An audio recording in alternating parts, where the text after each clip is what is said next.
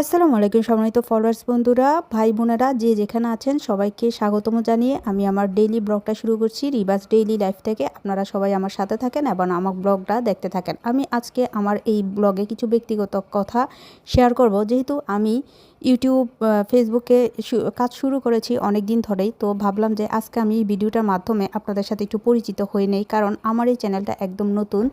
আর এটা ছাড়া আমার একটা শর্টস চ্যানেল আছে, দুইটার কোনোটাতেই আমি মনিটাইজেশন পাই নাই। কাজ শুরু করছি, কাজ করছি, প্লাস গ্যাপ যাচ্ছে, আর এগুলো তো অনেক ধৈর্যের ব্যাপার, সবাই জানেন। তো আজকে আমার ব্লগটা আমি একদম সকালবেলা থেকে শুরু করেছি, যেহেতু আমি আপনাদেরকে আমার সম্পর্কে একটু বলবো, তাই আমি একদম সকাল থেকে রুটি ছেঁকা থেকে আমি শুরু করছি, সকালের নাস্তা থেকে। তো আপনারা সবাই কেমন আছেন? যারা আমার ব্লগ দেখছেন বা দেখা শুরু করেছেন তাদেরকে অসংখ্য অসংখ্য ধন্যবাদ। আর আমার কিন্তু একদমই সাবস্ক্রাইবার নাই, তো আপনারা যদি ভালো লাগে দয়া করে আমাকে সাবস্ক্রাইব করে দিবেন, আমি যেন কাজটা কন্টিনিউ করতে পারি, সেটাই আমাকে একটু সহযোগিতা করবেন সবাই। সম্মানিত ভাই বোনেরা, আমি হচ্ছি কুমিল্লার মেয়ে আর কুমিল্লার বউ। আমার বাবার বাড়িও কুমিল্লা, আবার আমার শ্বশুর বাড়িও কুমিল্লা। তো আমার হাজব্যান্ড বাইরে থাকে, এই সুবাদে আমি বাবা মা আমরা একটা বাসায় থাকি। বাবা মা থাকে নিচতলা, বাবা মার আমার ভাই আছে, ওর বউ আছে, ওদের ফ্যামিলি নিচতলায় থাকে, আর আমি থাকি দোতলায়। যদিও আমি দোতলায় থাকি, কিন্তু বেশিরভাগ সময় আমাকে নিচতলায় থাকা হয়। তো আজকে আমাদের এই ছোটো মাছগুলো আব্বু নিয়ে আসছে। তো নিয়ে আসার পরে আবার আব্বু সহ আমার আম্মুকে হেল্প করছে। কিভাবে হেল্প করছে আমার আম্মু সহ দেখেন। আমার আব্বু কিন্তু অনেক ভালো, মানে যতটুকু পারে আমার মাকে অনেক হেল্প করে কাজে কর্মে। তো দেখেন ওরা দুজনেই সুন্দর করে মাছগুলো বেছে তারপর কাটিকুটি করে নিচ্ছে।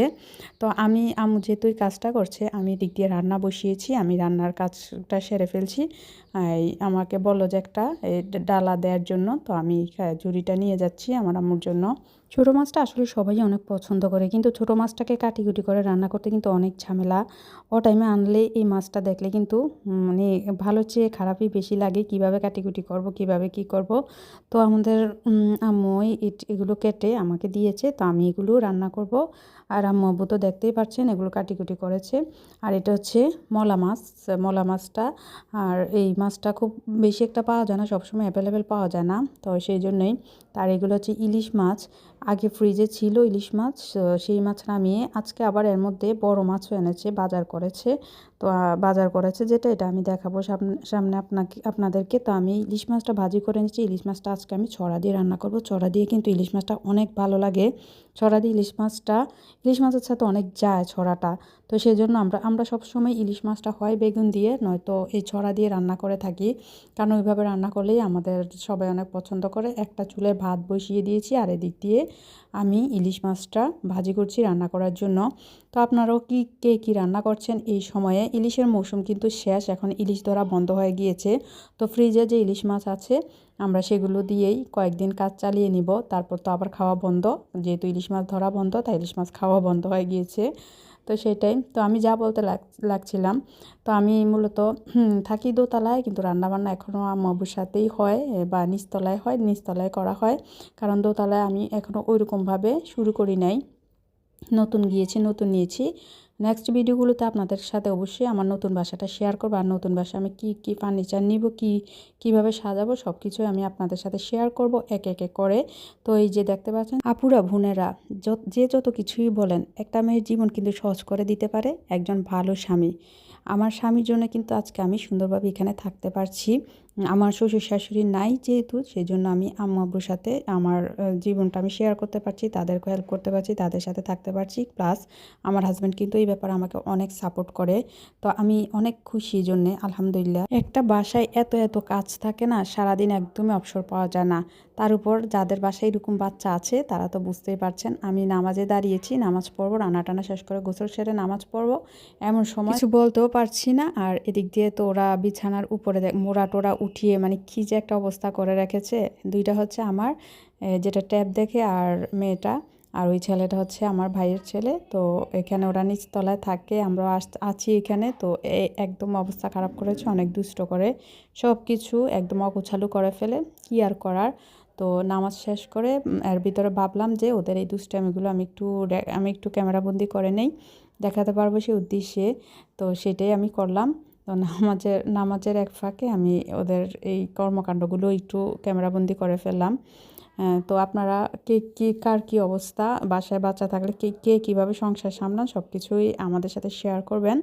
তো আসলে ফেসবুক প্লাস ইউটিউব প্ল্যাটফর্মটা এমন একটা প্ল্যাটফর্ম, আমার অবশ্য এই যে আমি দোতলায় চলে আসছি, এর মধ্যে এটা হচ্ছে আমার দোতলার বাসা।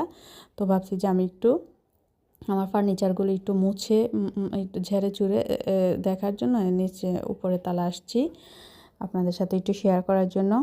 তো আসলে এটা এমন একটা প্ল্যাটফর্ম, এখানে আসলে সহযোগিতা দরকার। আমরা যারা ইউটিউবে ফেসবুকে কাজ করি তারাই মূলত, বিশেষ করে ইউটিউবে আমাদের ব্লগগুলো কিন্তু আমরাই দেখি, আমাদের একে অপরের দেখার কারণেই কিন্তু আমরা ওয়াচ টাইমটা পেয়ে থাকি।